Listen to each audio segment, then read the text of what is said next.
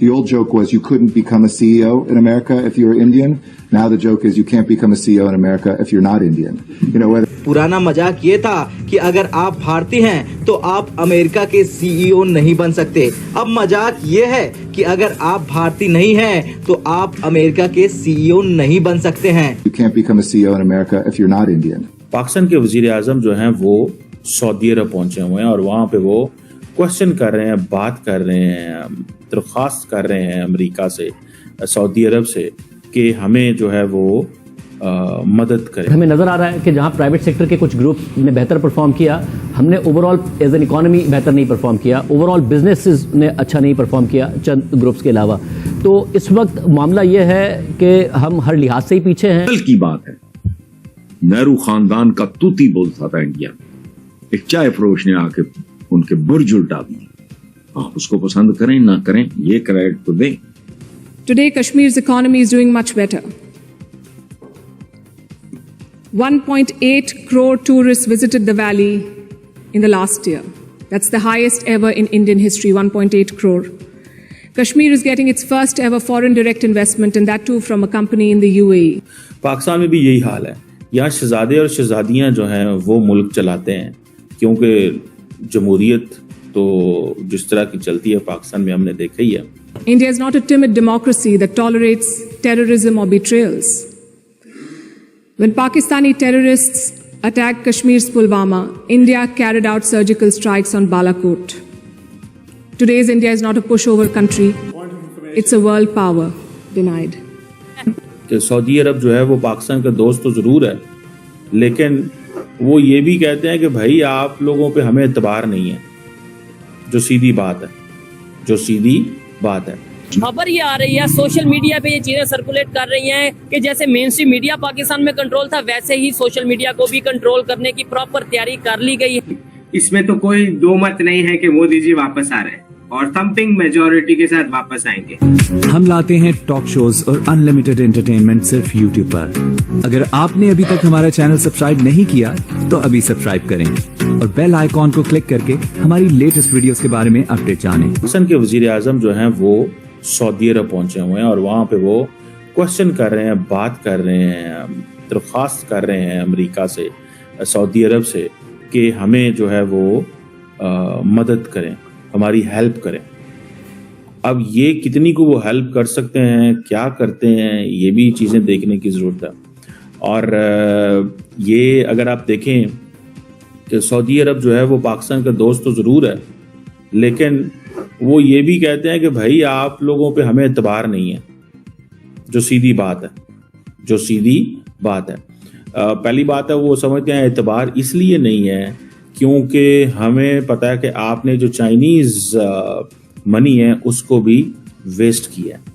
ये these things they may not be asking, but these are the things where, जिसे वो कहते हैं ना कि उनके सवाल हैं, फिर अब पाकिस्तान उनको जवाब देता है। फिर हमने बताया कि जी हमने SIFC special investment facilitation council which is a one stop shop है फॉर इन्वेस्टर्स, जिसमें एक होल ऑफ गवर्नमेंट अप्रोच है। ठीक है जी, हम कंड्यूसिव इन्वेस्टमेंट क्लाइमेट देते हैं, फास्ट ट्रैक प्राइवेटाइजेशन कर रहे हैं, स्टेट ओन एंटरप्राइजेस की, ये सारी चीज़ें जो हैं वो कर रहे हैं। ठीक है, सो ये चीज़ें बड़ी इंपॉर्टेंट हैं इस सेंस में, क्योंकि जो इन्वेस्टर होता है वो सबसे पहले देखता है, तीन चीज़ें वो देखता है मेरी नज़र में सऊदी अरब के हवाले से अगर बात की जाए। पहली बात है वो देखता है मेरी प्रॉफिट रिपैट्रिएशन क्या होगा। ठीक है जी, कि हमारे जो प्रॉफिट हम कर लेते हैं वो बैंकों में पड़े हुए हैं, लेकिन बैंकों से लेके जा नहीं सकते। We do not let companies to take back their profit because we don't have dollars.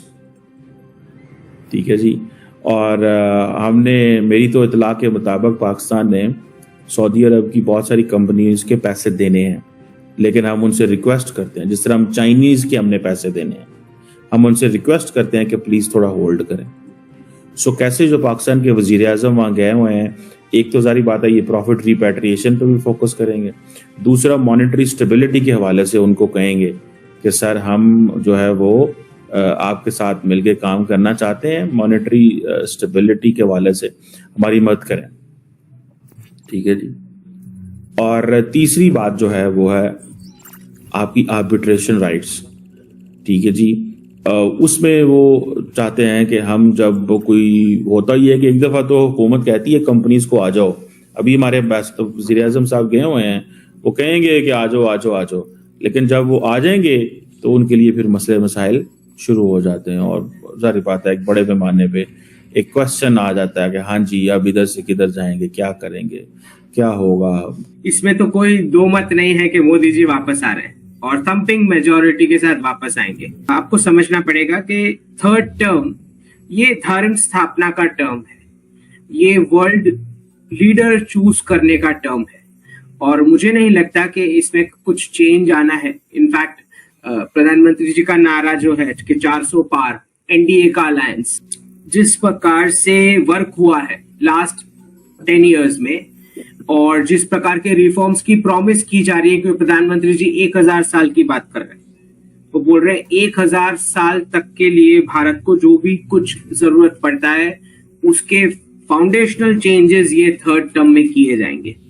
तो जितने जितने हमारे बड़े प्रॉब्लम्स है उसका सॉल्यूशन पॉलिसी मेकिंग में इस टर्म में हो जाएगा। तो जो एक मैसिव रिफॉर्म्स आप एक्सपेक्ट कर सकते हो जैसे ही शपथ ली जाएंगी। और प्रधानमंत्री जी जैसे मैं बताता हूं कि डेट वाइज प्लान रखते हैं 2047 तक का।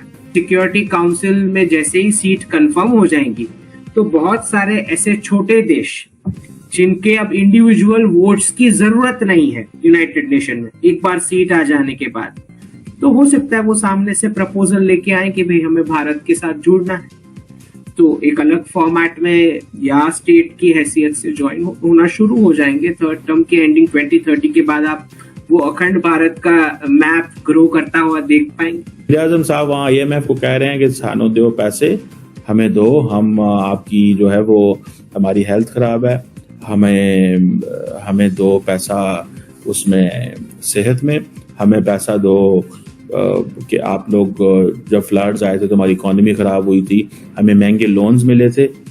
तो हम तो वहां पे जब जाते हैं पैसे मांगने जाते हैं और अल्लाह करे पैसे मिल जाएं एंड देन फिर मिल जाएं तो फिर उनका इस्तेमाल सही करें। भाई आप इस्तेमाल सही नहीं करते, ये दुनिया से कंप्लेन तो हम करते रहते हैं सारा टाइम जिधर जाते हैं। IMF के लीडर आप मुझे बताएं ना, क्या नरेंद्र मोदी और शेख हसीना वाजिद जहां जाते हैं IMF के सरबराह से जरूर मिलते हैं? नहीं मिलते। वो क्यों मिले? क्या शेख हसीना वाजिद जहां जाती है क्या वो बिल गेट से जरूर मिलती है? हमारी वही पुरानी लिस्ट है एक, जो बिल गेट गया है हाँ उससे मुलाकात करा दो क्योंकि बिल गेट मशहूर है, ठीक है। और क्या नाम है उसका, अब बिल गेट्स इंडिया में क्या इन्वेस्टमेंट्स कर रहा है और पाकिस्तान में वो पोलियो के कतरे दे रहा है और इंडिया में वो IT दे रहा है। इंडिया में वो IT दे रहा है और पाकिस्तान में क्या दे रहा है? कतरे, क्योंकि हम उनसे मांगते कतरे हैं, हम उन्हें ये कहते ही नहीं है कि भाई माइक्रोसॉफ्ट को भी पाकिस्तान में लेके आओ। तो अच्छा डॉक्टर, इसके अंदर दो बातें हैं। एक तो ये कि क्या आप नहीं समझते कि ये एक बहुत एम्बिशियस प्लान है, और जाहिर है कि चलें आप ये कह रहे हैं कि जो सोच है वो नेक्स्ट 5 इयर्स में इस तरह की ये जो है ना रिफॉर्म्स की जाएंगे, लेकिन होते होते जो है इसको बड़ा टाइम लगेगा। अखंड भारत है ये, दरअसल हम अपनी जो सिविलाइजेशन है, एशियन सिविलाइजेशन, हम उसकी बात करते हैं। हमारा किसी के ऊपर कब्जा करने का या कोई ऐसा वो हमारे कोई एम्बिशंस नहीं है, ना कभी भारत के ऐसे रहे हैं। तो हमारी सोच जो है वो ये है, कहीं पे मिलिट्री एडवेंचरिज्म वाला कुछ होना है। तो मुझे जो समझ में आ रहा है, चाहे वो श्रीलंका हो, चाहे वो बांग्लादेश हो, चाहे वो भूटान हो, चाहे यानी आप ये कह रहे हैं कि जो भारत है वो इतना खुशहाल उसको बना देंगे, वो ऐसा कर देंगे कि ये कंट्रीज जो ये कहेंगे कि भाई ये जो ऐसी ही जो इकोनॉमी है हमारे उधर भी आए तो हम भी जो है वो इसके अंदर अपना जो है वो शामिल। ठीक है, बहुत अच्छा। साफ बात है ना।